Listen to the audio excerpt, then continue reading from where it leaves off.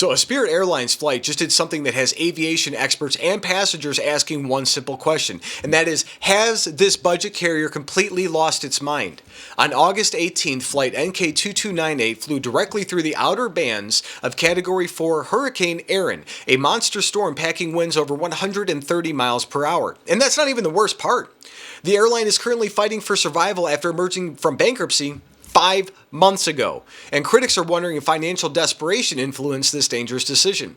So wait until you hear what really happened during this flight and why Spirit's financial crisis might be putting passengers at risk.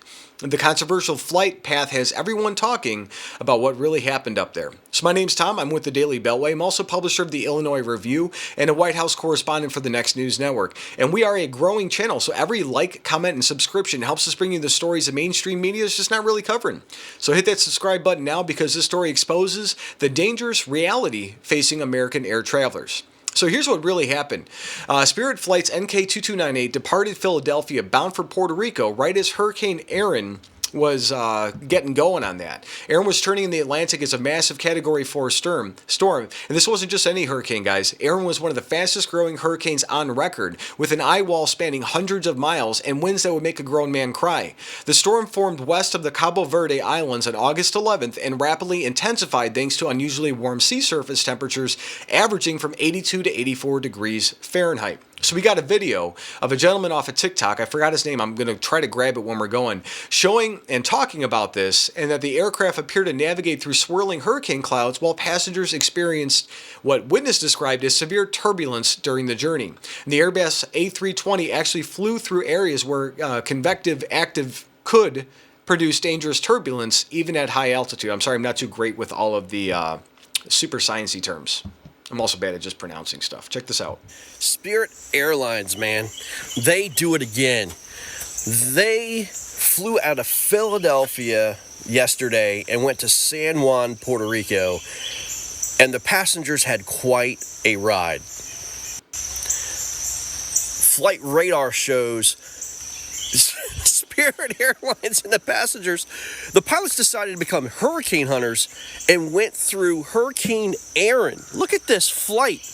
Decided to go into the storm, Hurricane Erin, that had a I think the pilot just went, Leroy Jenkins! 140 mile an hour winds that's creating 100-foot waves in the Atlantic Ocean. And these pilots decided to fly through the daggone storm. Spirit Airlines, get your crap together. I'm sure these passengers did not enjoy the turbulence that came from their flight from Philadelphia to San Juan, Puerto Rico. I mean, could you not just fly around the storm, but you had to fly through the storm? Oh my God. So, Spirit Airlines claims this was totally routine. They say their pilots followed procedures and air traffic control instructions. The plane landed safely in Puerto Rico, though it was 52 minutes late, and no injuries were reported and no incidents on board. Aviation experts mostly back Spirit up, saying commercial aircraft fly above storm clouds all the time and high-altitude winds aren't dangerous like surface-level chaos. And John Hansman from MIT explained that flying through a hurricane at altitude isn't particularly hazardous if you're above the cloud tops and a turbulent layer. But here's where it gets interesting. When you do think about airlines prioritizing schedules over passengers' comfort during extreme weather, I mean, what do you guys think?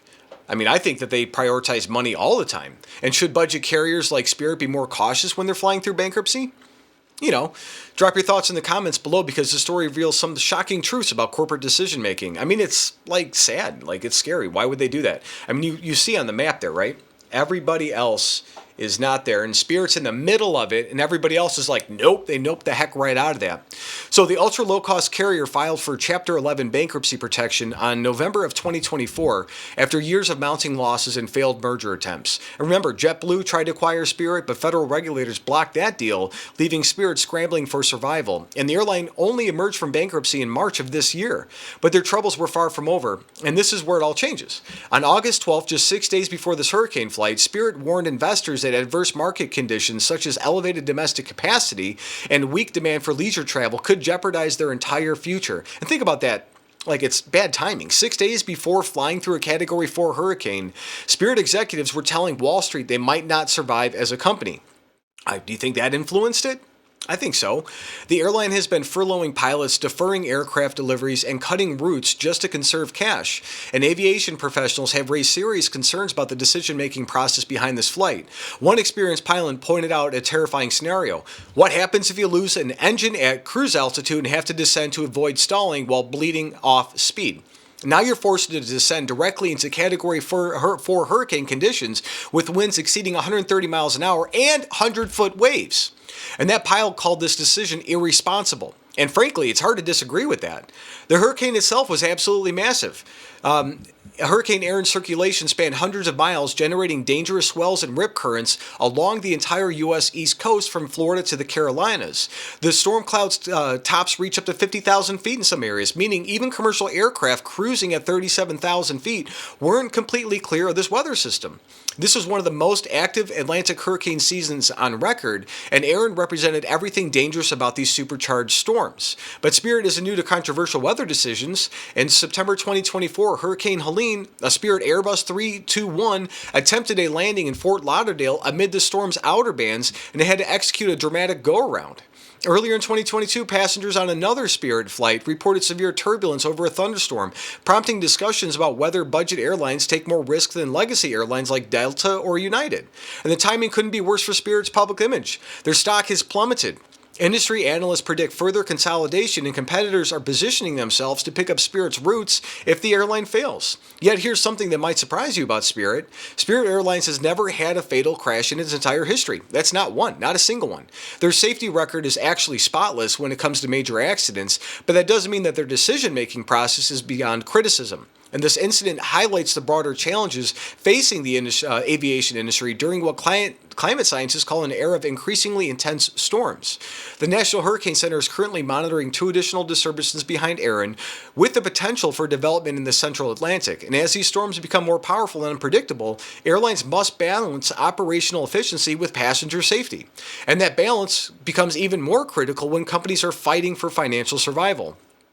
So the route to Puerto Rico has always been challenging during hurricane season, and San Juan's airport has a history of weather-related disruptions. And in 2017, after Hurricane Maria devastated the island, Spirit was actually among the first airlines to resume commercial flights, earning praise for aiding recovery efforts despite the risks involved.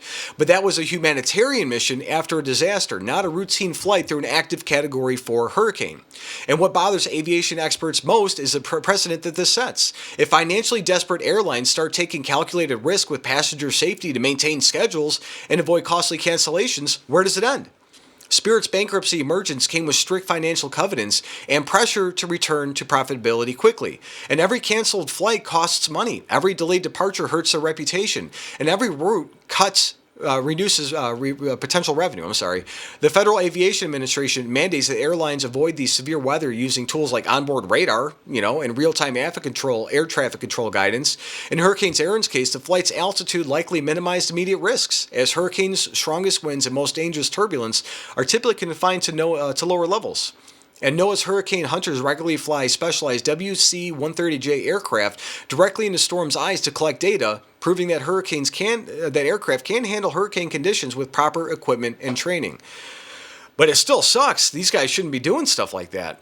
I'm sorry it's long-winded because we need to make sure that we cover as much of this as we possibly can. And, there's a lot to it. There's quite a bit to that. I never would let my family or friends fly like that. Tell me what you guys think. God bless.